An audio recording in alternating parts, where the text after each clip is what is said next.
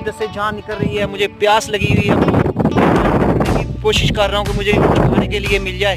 तो ये देखें सहरा में जड़ी बूटियाँ हैं, यहाँ पे दुनिया के ख़तरनाक तरीन सांप होते हैं, जो जानलेवा होते हैं, वाइपर सांप होते हैं, जिनके डसने से इंसान को हार्ट अटैक हो जाता है, खून जम जाता है। तो मैं अभी निकल रहा हूँ, देख रहा हूँ, तो सहरा से निकलने की कोशिश कर रहा हूँ। तो मुझे ये वो वाओ मुझे मेरी खुराक का बंदोबस्त हो गया।